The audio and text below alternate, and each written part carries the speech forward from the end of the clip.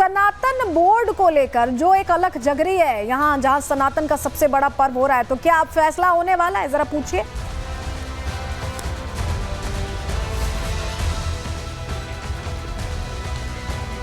बिल्कुल सलोनी, देखिए मैं आपका सवाल नहीं उठ पाई हूँ, लेकिन सनातन बोर्ड से जुड़ा हुआ जो भी था इसके बारे में सुबह जब हमने बात की थी, अखिल भारतीय जो अखाड़ा परिषद के अध्यक्ष है रविंद्रपुरी जी महाराज, उनका कहना था कि हम 27 जनवरी को एक धर्म संसद करने वाले हैं और अब वहीं पर सनातन बोर्ड को लेकर के रूपरेखा तय होगी। हमारे साथ साधु संत मौजूद है, हम उनसे बात करते हैं।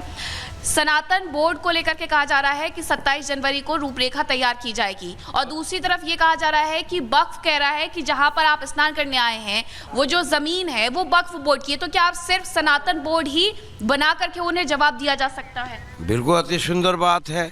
इसमें वक्फ बोर्ड की कोई जमीन होने का तो कोई बात ही नहीं है। ये तो हमारी प्रयागराज है। ये भरद्वाज ऋषि जी ने हमारे रामचरितमानस में बोलते हैं, भरद्वाज ऋषि प्रयाग बसाया। तो भरद्वाज ऋषि तो हमारे भारत में सत्य सनातन है। हमसे भरद्वाज ऋषि के गोत्र हैं, ब्राह्मण कुल से भरद्वाज ऋषि के गोत्र आते हैं और हम सनातन धर्म की नागा बाबा है। हम अपने सनातन धर्म को कैसे पीछे कर सकते हैं? ये और ये प्रयागराज है। यहाँ तो भगवान श्री राम जी की आज इतनी वर्षों की पुरानी है। मुसलमान तो कायल आया है, कायल हमारे देश में आकर के उन्होंने ज़बरदस्ती कब्जा किया है और ज़बरदस्ती कब्जा करने का बाद में कुछ अंग्रेज़ों से मार मूर खाया है। उसमें भी हम नागा बाबा लोग साथ दिए हैं। हम सब अस्त्र से, शास्त्र से, शस्त्र से बिल्कुल निपुण है, 100 के 100% है। अगर आज के समय की कोई भी अगर बच्चे अगर चाहे तो हम नागा बाबा माधुरी शरणदास से मुलाकात करने में हमारे शस्त्र से और उसको मुलाकात करना बहुत यही बात कही जाती है कि सनातन सतयुग से चला आ रहा है और अब तो हम कलयुग में हैं और ये जो परंपरा है, जो हमारी मान्यताएं हैं बहुत पुरानी हैं, जो अपने आप में बताती हैं कि सनातन का इतिहास कितना पौराणिक रहा है और यही बात वहाँ संत समाज दोहराता दिखाई दे रहा है। बहुत शुक्रिया मीनाक्षी जुड़ने के लिए और बातचीत करने के लिए संत समाज के लोगों से। तो सबसे बड़ी बात यह है कि सनातन बोर्ड को लेकर 27 तारीख को बड़ा फैसला, बड़ी बैठक होगी। क्या इस पर होगा, हमारी नजर रहेगी। लेकिन योगी आदित्यनाथ, उत्तर प्रदेश के मुख्यमंत्री, ये जो तैयारियां चल रही है महाकुंभ को लेकर, जिस तरह से पुराना उत्तर प्रदेश जब याद किया जाता है और अब का जो उत्तर प्रदेश, उन्होंने अंतर सीधे सीधे बताया और बताया है कि तैयारी कैसी है। सुनिए। महाकुंभ के आयोजन में 40 करोड़ लोग आएंगे। सब कुछ काम अपने आप ऑटो मोड पर चलता हुआ दिखाई दे रहा है, क्योंकि लोग स्वतःस्फूर्त भाव के साथ उस कार्यक्रम के साथ जुड़ रहे हैं। जहां एक और भारत आज दुनिया की एक बड़ी ताकत बन रहा है, वहीं देश के सामने चुनौती भी है। याद करिए, पिछले 10 वर्ष में प्रधानमंत्री मोदी जी के अथक प्रयास के परिणाम स्वरूप हम सब आज देश की भारत 5वीं बड़ी अर्थव्यवस्था के रूप में उभरा है।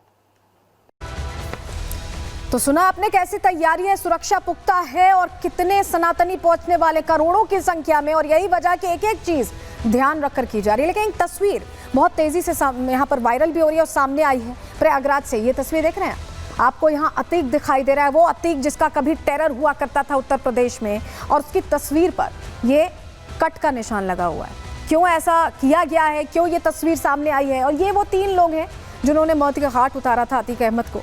आपको याद होगा कैसे सरेआम फायरिंग हुई थी और तीनों को पकड़ लिया गया था। तो ये वो तस्वीर है, लेकिन इस तस्वीर के पीछे की जरा कहानी क्या है। सिक्योरिटी को लेकर जो बड़ा फैसला लिया गया है वो हमने आपको बताया, कैसे योगी आदित्यनाथ बता रहे हैं कि तैयारियां पूरी हैं। लेकिन ये जो तस्वीर अभी हमने आपको दिखाई अतीक अहमद की, क्यों ये लगी हुई है महाकुंभ में, क्या मैसेज है इस तस्वीर के जरिए, क्या संदेश देने की तैयारी है, चलिए जानकारी आपके सामने रख रहे हैं। महाकुंभ क्षेत्र में अतीक का पोस्टर लगा, ये देख रहे हैं आप, ये पोस्टर लगा है और इसे राष्ट्रीय हिंदू दल संगठन ने लगाया है। कुंभ में पोस्टर्स ये लगे हुए हैं हर जगह। श्री निरंजनी अखाड़े के शिविर के सामने ये पोस्टर लगाकर ये मैसेज देने की कोशिश की गई कि उत्तर प्रदेश बदल गया है। पोस्टर में अतीक अहमद की तस्वीर, क्रॉस लगा हुआ है, कट लगा हुआ है और अतीक का आतंक मुक्त प्रथम प्रयागराज महाकुंभ, क्योंकि अतीक अहमद उस दौर में था जब पहले कुंभ हुआ करता था और कहा जाता था कि अतीक की तूती बोलती थी, डर और खौफ का माहौल होता था। लेकिन जब से योगी सरकार आई है तब से तस्वीर उत्तर प्रदेश की बदली है। यहाँ पर अपराध मुक्त उत्तर प्रदेश होता दिखाई दे रहा है और अपराध मुक्त कुंभ की जो तैयारी है उसको यहाँ पर दर्शाने की कोशिश इस तस्वीर के जरिए की है। संगठन ने अतीक के हत्यारों को हालांकि देवदूत बताया है और तीनों हत्यारों को सम्मानित करने की बात उनकी तरफ से कही गई है। सोशल मीडिया पर यह पोस्टर तेजी से वायरल हो रहा है और तस्वीर हम आपको भी इसीलिए दिखा रहे हैं क्योंकि ये पोस्टर तेजी से वायरल होता दिखाई दे रहा है। राष्ट्रीय हिंदू दल के कार्यकर्ता जो ये बोल रहे हैं कि उत्तर प्रदेश बदल गया है, वो तो बात समझ में आ रही है, लेकिन जहां पर यहाँ सम्मानित करने की बात हत्यारों को हो रही है उसको लेकर प्रश्न है। क्या कुछ वो जवाब में कह रहे हैं, क्या उनकी तरफ से दलील दी जा रही है, वो भी सुन लीजिए।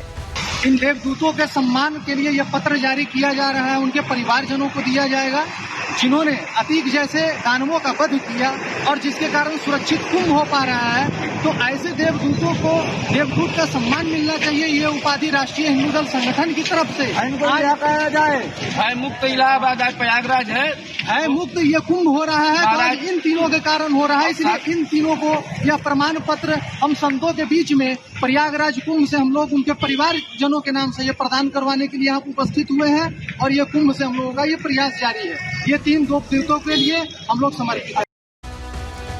देखिए ये तो मानते ही होंगे आप भी कि उत्तर प्रदेश बदल गया है क्योंकि कई फैसले लिए गए हैं और तैयारी कैसे है योगी आदित्यनाथ खुद बता रहे थे। लेकिन एक और बड़ा फैसला महाकुंभ को देखते हुए लिया गया है। क्या फैसला लिया गया है, चलिए जानकारी जल्दी से आपके सामने रख देते हैं। महाकुंभ मेला क्षेत्र में सुरक्षा की कड़ी व्यवस्था रखी गई है और यूपी के डीजीपी ने प्रयागराज का दौरा करके एक एक चीज खुद मॉनिटर की है। डीजीपी ने पुलिस कर्मियों की छुट्टी पर फिलहाल रोक लगा दी है। छुट्टी पर रोक का आदेश जारी कर दिया गया है क्योंकि भारी डिप्लॉयमेंट चाहिए होगी, ऐसे में छुट्टी पर रोक लगाई गई है। महाकुंभ खत्म होने तक ही छुट्टी नहीं देने के निर्देश उनकी तरफ से दिए गए हैं और आदेश तत्काल प्रभाव से यहां लागू कर दिया गया है क्योंकि 13 तारीख से कुंभ की शुरुआत होनी है। हालांकि ये भी है कि विशेष परिस्थितियों में छुट्टी की स्वीकृति मिल जाएगी। अगर कोई मुश्किल परिस्थिति है या कोई विशेष परिस्थिति तो उस केस में छुट्टी तो मिल जाएगी, लेकिन फिलहाल ये आदेश इसलिए जारी किया गया क्योंकि भारी डिप्लॉयमेंट यहाँ रखी गई है कुंभ को देखते हुए और व्यवस्थाएं पुख्ता रहे, कोई कोताही ना हो, कहीं कोई गलती ना हो, इसका ध्यान रखा जा रहा है। उसी से जुड़ी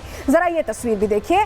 महाकुंभ में सुरक्षा की कैसे कड़ी व्यवस्था आप देखिए, निगरानी बकायदा एक एक चीज की जा रही है, एक एक चीज मॉनिटर की जा रही है और ड्रोन से पूरा जो कुंभ क्षेत्र है उस पर पैनी नजर रखी जा रही है कि कोई भी गलती की गुंजाइश यहाँ नहीं है और यही वजह है कि एक एक चीज को क्लोजली मॉनिटर यहाँ किया जा रहा है। डीजीपी खुद यहाँ पर मॉनिटरिंग के लिए पहुंच रहे हैं, व्यवस्थाओं को देख रहे हैं। मेरी सहयोगी मीनाक्षी ने सिक्योरिटी को लेकर जो रिपोर्ट तैयार की है प्रयागराज में, आपको पहले दिखा रहे हैं।